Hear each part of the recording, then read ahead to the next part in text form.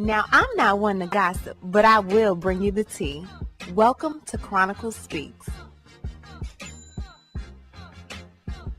Please, I don't have any time for any gossip now. Eh? Yes. Look at you.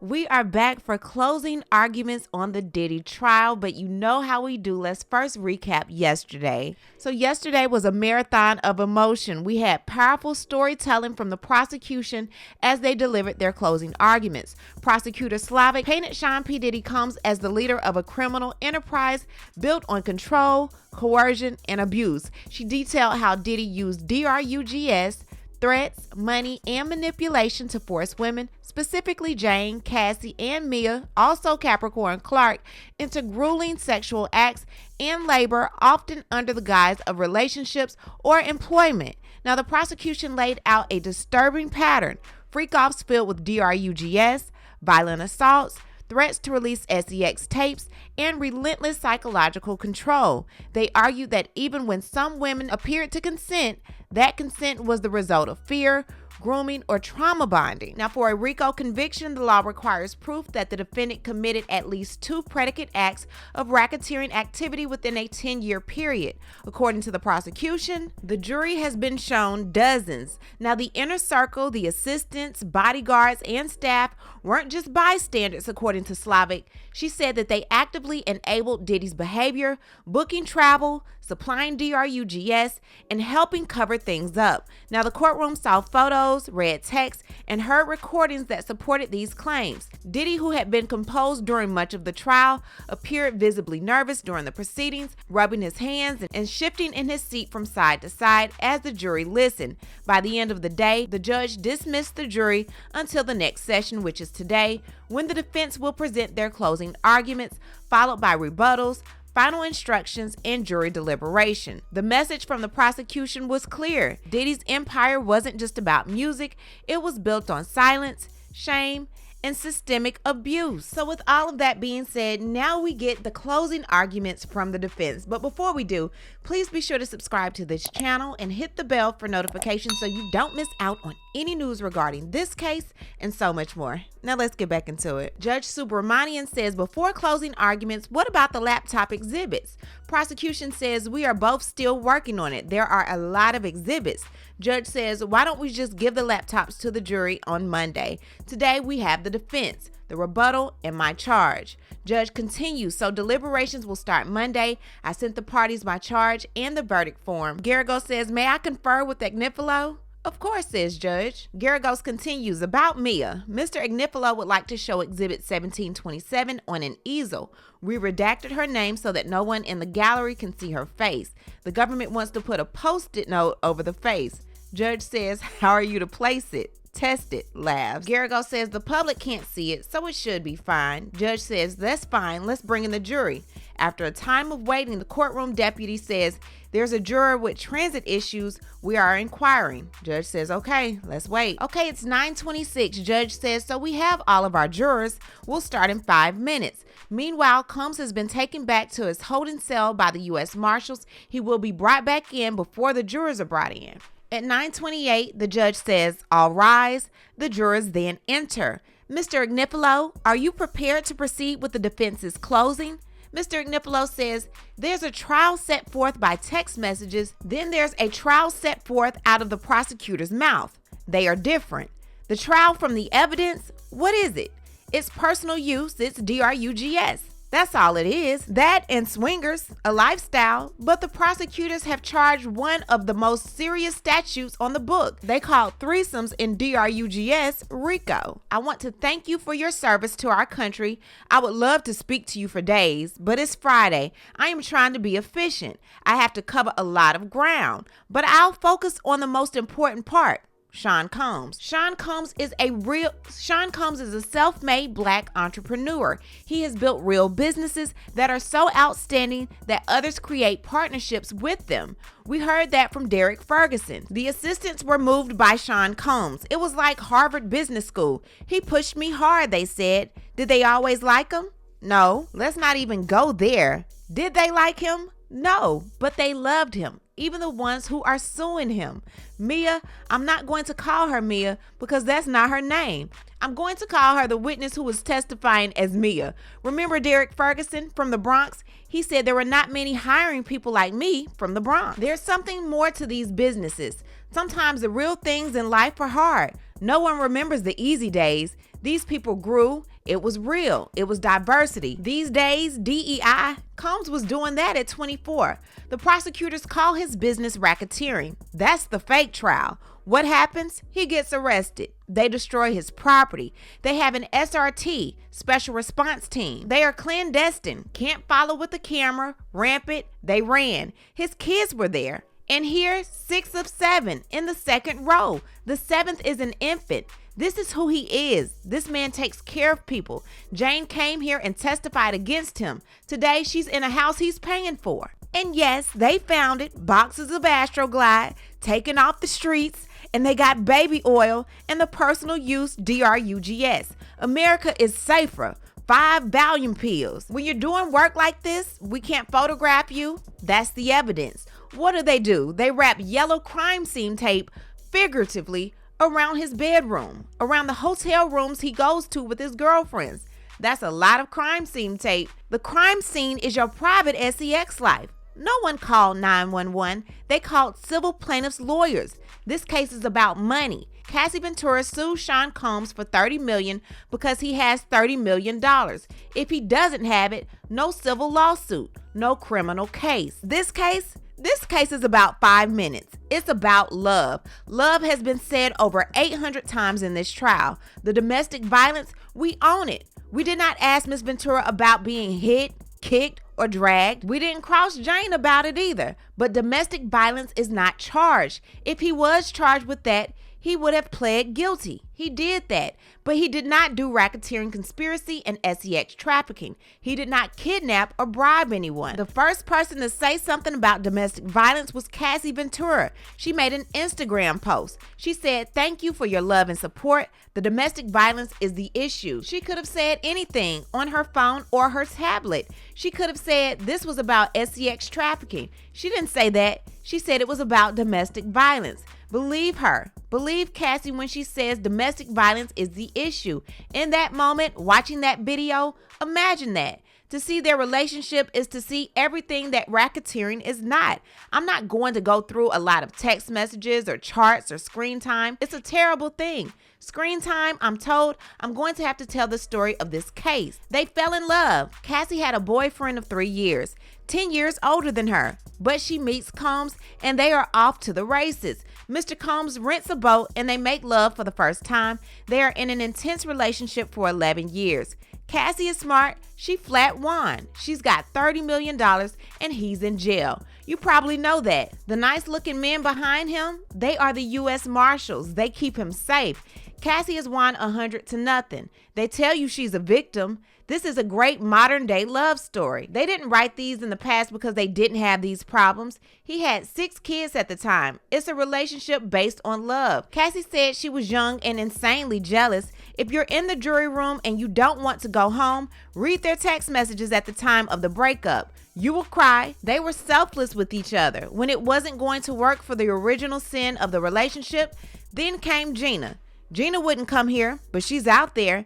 Then Kim Porter, she passed away, and Mr. Combs said what he said. For Cassie, it was the last straw. She made an adult choice and left, like she always could leave. What happened? Nothing. Pick a message from 2018 and read it. These two people loved each other. If racketeering conspiracy had an opposite, it would be their relationship. They were their best selves when it came to sex. There were times that Sean Combs was proud. On sex, they found each other. It's a beautiful thing. You won't find a single text where she says, "I didn't like that sex." It was an 11-year relationship. The issues were jealousy and other women, but they match up when it comes to sex. Swingers. She's a woman who loves sex, and it's beautiful. She is unafraid. Let's talk about Kid Cudi. He came in here, I'm not meaning to be judgy, but Cudi came in here and says, "Cassie played me." She did. She played them both. Not everyone can do that. And what does Cassie do? She goes for it. She lied to Combs that she had a relationship with another singer-songwriter under his nose.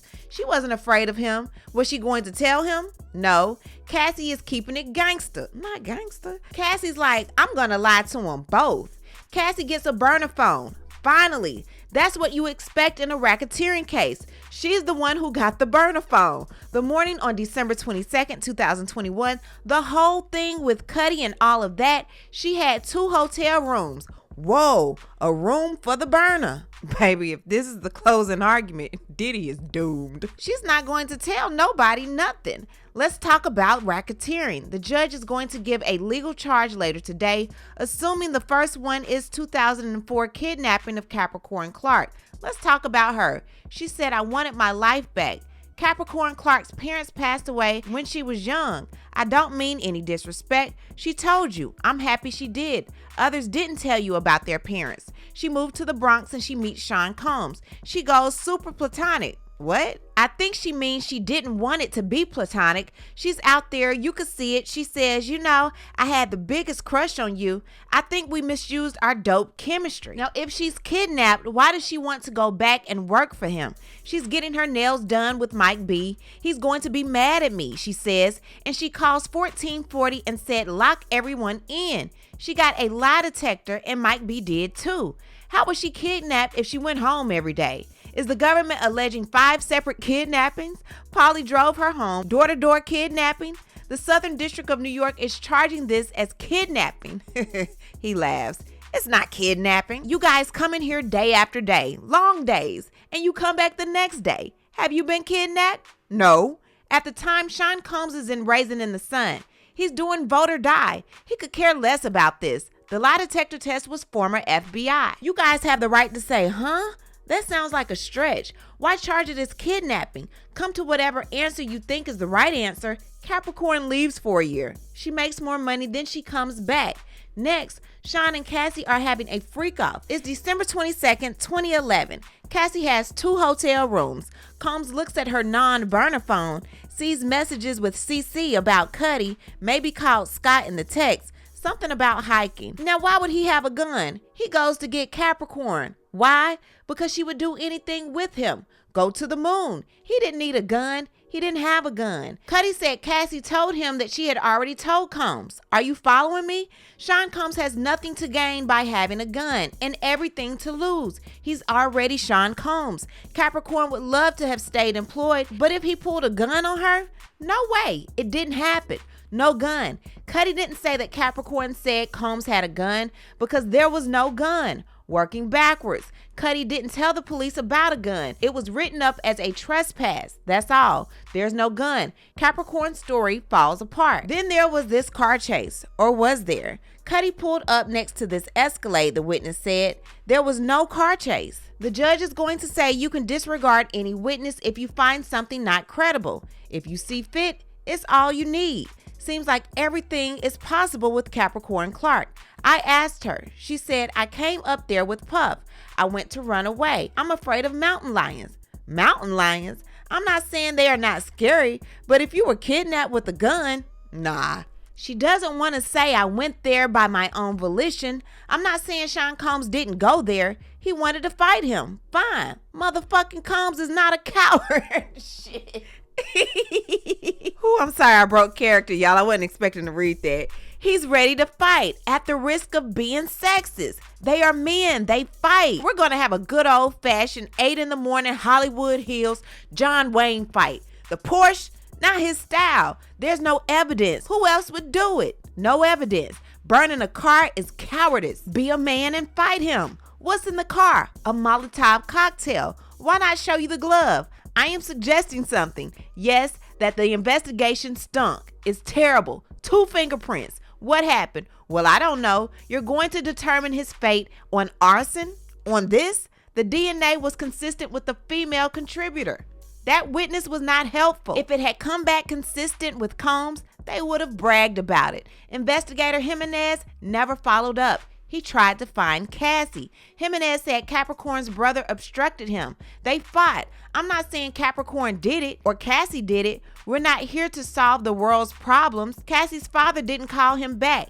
The witness was mad. Draw your own conclusions. Here's an email. Why is she calling him Sean Puffy Combs? For some proof later, she doesn't mention any car. Forget it. Let's turn to the London hotel. If you want to go to someone's house, it's not kidnapping. It's unfair. Cassie is public too. Remember, Cassie also didn't want the tape out. She had a movie coming out. Let's go back to see what she said about the hotel staff maybe leaking the footage. They were worried about publicity, not a misdemeanor. Guess what happened? It was sold. The police were nowhere near the situation. Is Combs acting like a fool? Calling Cassie and saying the police are about to arrest him? She is freezing him out, as she should. He's just crying to get her attention. He leaves, goes to her apartment. He's banging on her door, maybe with a hammer.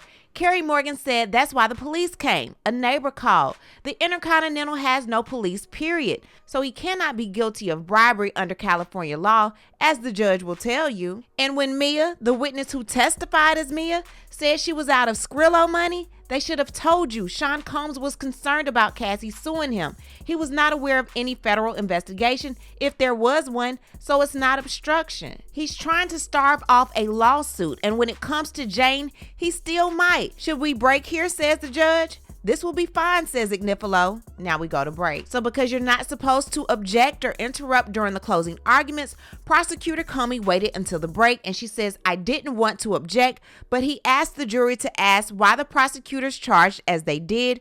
We need a curative instruction. After the break, he told the jurors that the Intercontinental was a misdemeanor. Curative instruction. He told the jury Mr. Combs is charged with arson. That is not the case. It is a RICO predicate. Judge says, Mr. Agnifilo? Agnifilo says, I was going to get to RICO on the rest. It's fair comment. Judge says, you said, why charge a kidnapping? You can ask that.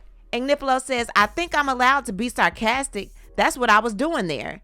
Judge says, in the Intercontinental video, Agnifilo says, it's a state matter, not federal. It's fair comment. Judge says, can the government propose? Ms. Comey says yes after the break. Now we're on a real break. Okay, and now at 11:35, the judge says, do you have proposed language? Comey says yes. Ms. Steiner has emailed the defense our proposed curative instructions. Judge says, Mr. Agnifilo, those three were grossly improper. Just to be blunt about it, the jury is not to speculate about the charge. Judge says, I will tell them it would be improper for you to consider that. You are to disregard those comments. Shapiro said, we did not object yesterday since you called out Mr. Agnifilo. Judge says, I didn't call out anything. There was an objection. Woo, child, the ghetto. Shapiro said, Ms. Slavic told the jury yesterday that there might be guns at the freak-offs. There's no evidence of that. It was outrageous. No one is doing anything improper. Judge says you made no record yesterday. Here, I'm not giving multiple instructions, just one. Shapiro said, we asked that you do that on our end. Not now. It would suggest Mr. Agnifilo did something improper. Comey says, I needed it now. Judge says, let's get our jury in. Sean Combs leans over and whispers to Agnifilo, who takes a note. They told y'all about writing them notes yesterday. Now the judge says, all rise, and the jurors enter. Now before the break, the judge says, it was suggested you should consider why this was charged. This is not proper. I will be instructing you on the law. Mr. Agnifilo? Agnifilo says, now we'll talk about Mia. She loved working for Mr. Combs. This is not forced labor. Remember the birthday video we showed you? She was bubbly, popping. That's the real her. You are free to conclude she put on an act here. If Mr. Combs felt it was improper, he would not be threatening to tell Cassie if it was consensual. When Mia says it was not consensual, she is not telling the truth. There was no unwanted sexual conduct. Mia's feelings were not platonic. Mr. Steele questioned her about those wonderful pictures and slogans. Effusive, not just a job. This is a demonstrative. You can't just take it into the jury room. Consider the scrapbook she made. I'm going to read it to you. Happy 45th birthday, Puff. This is from 1991 to 1999. I hope it stirs up nostalgic feelings. How great you've become. She loved you. You can't fake that. That's real. Don't lose sight of that. It's not just business. He gives people a home. Look at this picture. Think of a word that comes to your mind. Joy. There's KK, D-Rock, Fahim. Now he's showing photos of the staff. He created a remarkably special place. He moved people in their hearts and souls. When Mia is told she'd be fired, that she is going to leave the special place, Mia says, my life is over. KK says, oh my God, what the F, Mia? That's not funny. Racketeering co-conspirator KK writes, Mia, answer your phone or I'm going to call your parents. The last thing she wanted to do was leave. And it's forced labor. Let's turn to DRUG distribution. The U.S. said personal use is a distraction. Brendan Paul said these were personal use DRUGs. He said he forgot to take the cocaine out the bag. He said, I got the best lawyers in the world and my charges were dismissed. That's what he said. Sean Combs was not selling DRUGs. Cassie told you he was a DRUG addict. How was he supposed to get them? Grow his own Xanax? Did he have DRUGs? Yes, they found it in his house. Was he using his enterprise to distribute DRUGs? No, you're going to have to think about this. Didn't Mia go work for Madonna? That's how people use personal assistants. I don't expect we're going to see Beyonce and CVS. The assistants buy Astroglide. It's not what the company is doing. It's not a racketeering act. Okay, so let's talk about RICO. There's no evidence of possession with intent to distribute DRUGs. David James said he's in Central Pay. He asked to get an 8-ball of cocaine. I asked him, anything to do with Sean Combs? He said no. He kept it in front of him. Why would he hide it? It's people in creative fields doing what people in creative fields do. It's not racketeering. I'm going to talk about Cassie. Can you sex traffic your girlfriend? Maybe, if you push them into prostitution, but he's not making money from it.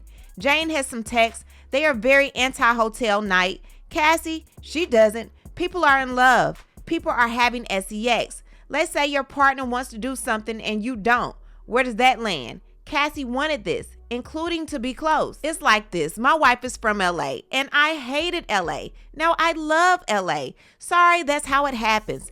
Cassie, she is a beautiful, sexy person. She was with Michael B. Jordan, like the most handsome man in the world. She's not messing around. Cassie is not clutching her pearls. Did he just say what I think he said? I'm starting to think Agnifilo might have a black chick on the side. That's how I am intimate with the man I love. You could come to love that. You want to be close. Yesterday they said some she might have wanted. Oh, they said can. Daniel Phillips in Intercontinental. If she liked 75 of them, can number 76 be sex trafficking? Talk about going 0 to 60. Nothing said to him she doesn't want to even do these again. Mr. Donaldson cross-examined Daniel Phillips. Let's look at the text. Sean asks, are you horny? She says yes. Talk about fantasies. This is their lifestyle. She writes, I'm not going to do many of these. My mother would. She writes, my PUSSY is so hot. They are doing this together. I'm going to play part of a video. In this Intercontinental video, it's more than likely it's not from Combs' phone. Here she is. I'm not going to show you him throwing her down. You've already seen it. I'm not hiding it from you. Now there is a phone, and there now a well-known man is sitting in his towel and socks. Looks like Cassie is saying, you're being a fool. Go back to the room. Look at it. It looks like she's saying, go back to the effing room. There's nothing scary in the room. Then 5 days later, he texts, I'm sorry. She replies, laugh out loud. I was just listening to sorry. They are obviously getting over it. Cassie writes to Sean, how do I know if the DRUGs are going to be bad or you'll drink too much? This is about the hotel. Cassie told you sometimes she hit him first. They are in this together. Okay, she says that there is an RAPE. It did not happen. It is not charged. She was asked and said he RAPED'd me, but there wasn't a lot of lead up. Maybe it didn't happen. Cassie wrote to Combs. Cassie is with her current husband. Something happened. She wrote, I told myself I didn't want anything to happen, but I'm not tripping on it. I know you aren't either. She gets a FaceTime call. Boogie Backbone is her husband. Combs wrote, you act like a broken-hearted angel. You need to start living your life. Cassie says, I don't know who that was. I was saying thank you for last night and I enjoyed it. The oldest trick. I don't know how Alex found out, but she says RAPE. There is no evidence of RAPE. She had consensual sex with him after. I have to defend this. It is in the case, but it is not charged. Cassie was asked, what kind of pain did Sean put you through? She spoke about his own personal pain, his shame. It's beautiful. She said he felt pain, and most painful to me was carrying about his shame. Jane says almost the same thing. I felt my partner was trusting me in a very vulnerable moment. I wanted to go along. If I can be my partner's escape. Jane says, I am getting vulnerable with you in the hotel rooms. I don't want to see Young Miami on a bigger yacht with you. That's not sex trafficking. If you get deep into this deep self, This is not sex trafficking. It's people in love being real. Your Honor, you were, judge says, I was going to go to one, if now. He says, I was going to turn to Jane. We can break. Judge says, okay, 1:45. The jury leaves. I think I have an hour left. Miss Comey, the judge says, so I'll charge at 4 or even 5. So while they're on lunch break, there is drama happening outside.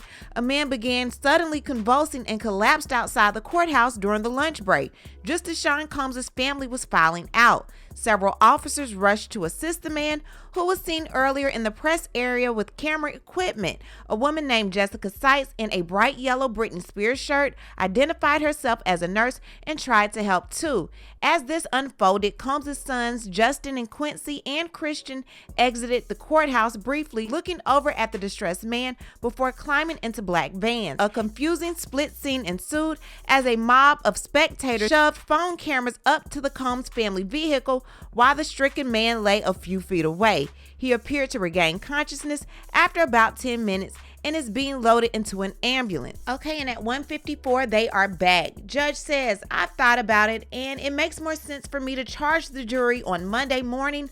Otherwise, it will be too late. With that being said, let's bring the jury back out. The jury re-enters. Welcome back, says the judge. You may proceed. Agnifilo says there was a suggestion Cassie didn't get the same amount of promotion as others on Bad Boy. I think Capricorn Clark is an important witness, but she did say that Cassie got the lion's share. Either side played the videos for the witness, but Cassie's videos were on her devices. She said the devices were damaged, but the experts were able to open it. I don't know what role these videos played in her life, but she didn't delete them.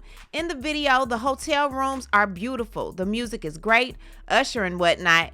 You were never meant to see the videos. Let's be honest, Sean Combs was never going to release these videos. He might have said it, but no way. No way. Cassie is eating watermelon. They are listening to music. These are beautiful nights. The two escorts, the Punisher, I call him, he got it from basketball on West 4th Street. They thought Cassie was really into them. They were naive. I don't think this is the only man making homemade PORN in America. I think it's a pretty popular thing these days.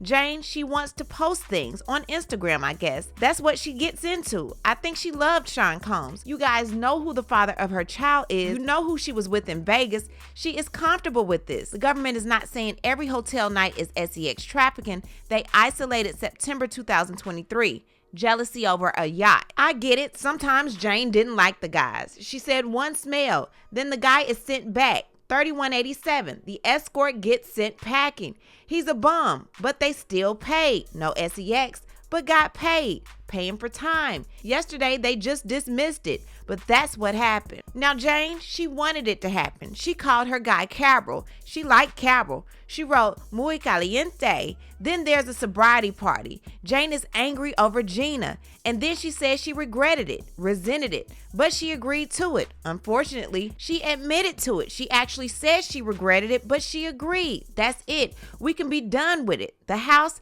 Jane had the worst lawyers in the world. Her low child support from her child's father, in my opinion, Mr. Combs did the right thing. Paying. It's damned if you do and damned if you don't. He's paying for the house for a child that's not his responsibility. They watched PORN. Jane got him a mobile TV to watch it so he'd make less PORN, she said. I'm not sure that's how it works. The photos, Combs has a big pour of wine, strawberries in there, but it's big. Not like a fancy restaurant. Half an hour later, something inexplicable happens. She slams his head into the counter and calls him a PEDO. The woman, Allie, he was dealing with that made Jane jealous, she was of age. Jane said Combs kicked her doors in, but he didn't hit her. I'm not saying he should, but he didn't. Here's what we do know. A text from Jonathan Perez says they are fighting. 10:14, he says, just normal, being jealous. PD says, don't come, all good. Now Jane changes into another dress. I don't know. No sweat. She said she hides behind a wall for 2 hours. I submit it's just not possible. She's just wrong or lying. I don't know. She comes back. Combs is in the street. No violence. Okay, it looks like she was hit twice. Doesn't look like he hauled off, nor that he dragged her. You know what this is? She was documenting her injuries. As a domestic violence survivor myself, this man is horrible. Let's talk about Anton. She sees him in Vegas with you know who. a rapper of some prominence, and she is watching Anton have sex. She asks, "What did you do?" She says, "I showed my breasts." Why? It sounds like spring break. Then the rapper goes up to her with a question about the swinger lifestyle, and she gives them Carol's phone number. The story doesn't make sense. Let's say something else happened in Vegas, and then it's the same Anton who comes to her house. Coincidence? The one who shows up at her house is Anton. What she says makes no sense. Anton is a PORN star. He has sex. Jane knows there's an investigation. Did she instigate this? Her story makes no sense. Why was she so persistently violent? She says, "I didn't want to do it," but she let Anton in. I submit they are trying to get past it. Oral sex only. At the end of the day, the story has so many holes in it. You could say she prompted it. She maybe wants something in her pocket. I'm going to have something. Maybe I'll never use it. Why the provoked extreme violence? She doesn't explain it. You guys are here because you have lived full lives. You were chosen, and they chose only two of the escorts, the Punisher and Daniel Phillips. They could have given others immunity. Neither of the two admit being a prostitute. They're witnesses. If you get paid when you didn't have sex, you're getting paid for your time. In Sean Combs' mind, this is legal. It would be different if a witness said, "I went and I had sex," and there was a negotiation for it with Sean Combs. I assume in every PORN movie, the actors got paid to have sex. And yes, it's legal, so he thinks it's legal. Okay, let's talk racketeering. Here's page 14 of the charge. The enterprise. The group must have an organization. You'll hear this.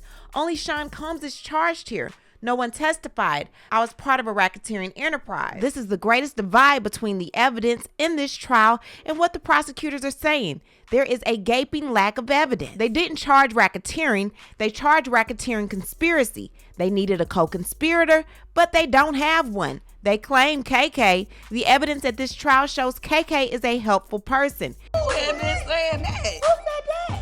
Who said that? Who said that? Kerry Morgan called KK and D-Rock.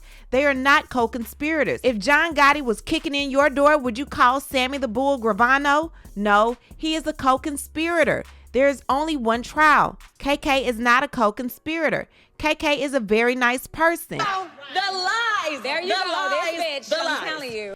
Y'all paid that lady, didn't you? Baby, KK was looking conniving as a child. I highly doubt she's a nice person now. There is no evidence that anyone is a co-conspirator. The firearms are not charged. Homeland Security cannot say where the guns were. Suge Knight's story, it's not charged. Dawn Richard, remember her? Miss Westmoreland did the cross, not charged. Yesterday, the government said in the video, you don't see guns, but he probably shouldn't keep videos with guns in them. Is that fair? That's a little sinister. Why are they doing that? And it was Cassie who asked to be urinated on. At some point, you can ask, can I trust the prosecutors?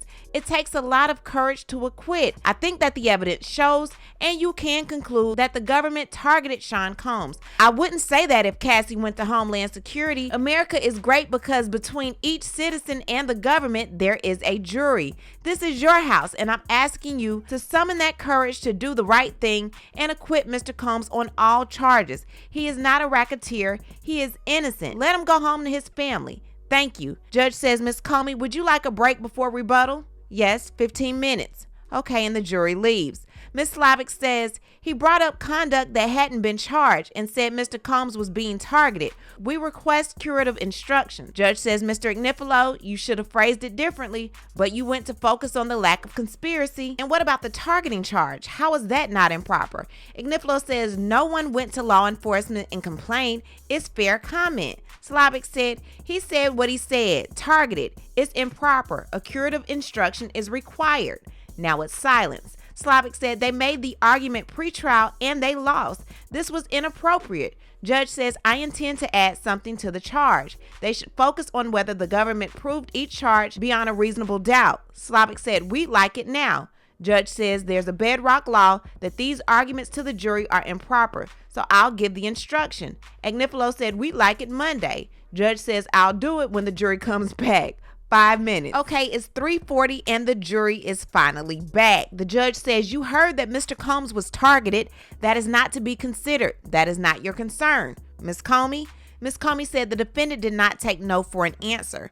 Certainly not from his girlfriends. He beat them. They suggest he didn't pay for SEX, that there was no enterprise, and that the witnesses lied. But he flew the SEX workers across the country to have SEX with Cassie and Jane while he masturbated. It was not for their conversation, it was for SEX. Remember Daniel Phillip? He said that he got paid for SEX. When he had performance issues, he stopped getting paid. The Punisher, $500 with no SEX. Thousands win SEX. I suspect you'll hear that uncalled witnesses were equally available to both sides, and maybe some of these men would have worked for free, having SEX in front of a mass masturbating celebrity, but they got paid. The defendant is guilty of count 3 and 5, and an enterprise can have unlawful and lawful purposes.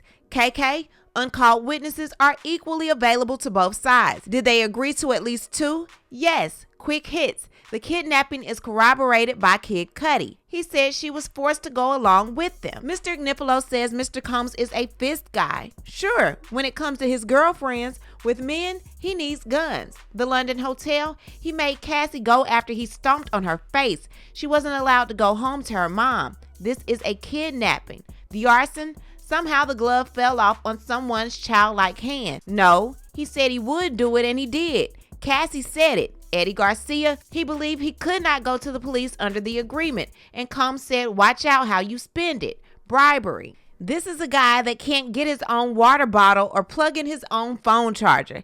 He's the general. He delegates. KK knew the Wild King nights involved escorts. The only reason he needs thousands of dollars in hotel rooms is to pay escorts. KK read all of Combs' text, so she knew. KK alone makes Combs guilty of count 1. DRUGS, Mr. Agnifilo talked about conspiracy to distribute, but giving DRUGS to Cassie and Jane is distribution. That is enough. Mr. Agnifilo claims they wanted it. The defense's theory is that Cassie wanted to be urinated on, that Jane wanted to have SEX with Anton after being beaten, and Mia wanted to be penetrated, that Cassie and Jane wanted to spend days in oil with UTIs and high heels and strange men. Mia said no. Cassie said no on her 29th birthday. Jane said no before Anton after being beaten. These women, Stage Whisper, had no reason to lie. The defense said it's for money, but Cassie already got paid. If Cassie were lying and already got paid, why would she take the chance of perjury in a federal trial? This is a woman standing up for what is right. Mia already settled in mediation. There's no reason for her to put on a show for you. And Jane, she doesn't intend to sue. These women refuse to let trauma swallow up their whole lives. That struggle tells you that these women told the truth. They broke free of the defendant's manipulation. Jealousy is not a defense to SEX trafficking. Jane picking out Cabral and Anton was her way of taking back some control. Yes, she texted escorts. Sometimes he told her. Sometimes she knew he would ask. She felt she had no choice. That's coercion. The defendant did hit Cassie during freak-offs. Cassie said it. Daniel Phillips told you.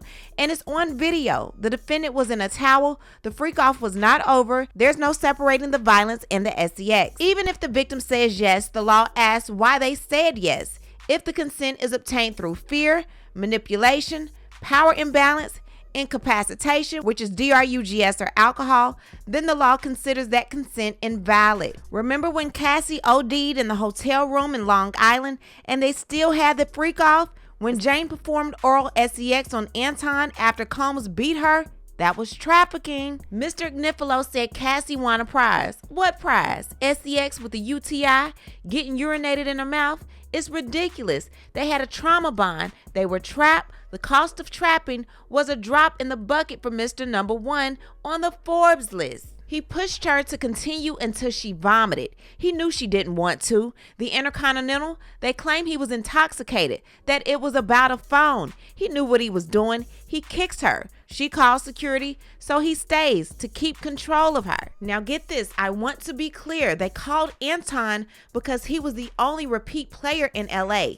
They stopped with Cabral after he tried to extort Jane. Whatever words he used about a conspiracy between Jane and Anton, there is no evidence for it. He coerced Cassie and Jane into this, and nothing happened. He RAPED'd Mia, and nothing happened. He beat Cassie, and nothing happened. He beat Cassie in the hotel on tape, then bribed the guards to buy it, and nothing happened. He was untouchable. He did not think that these women would speak, and that Kid Cudi and Deontay Nash and other men would back them up. The defendant is not God. He stands equal before the law.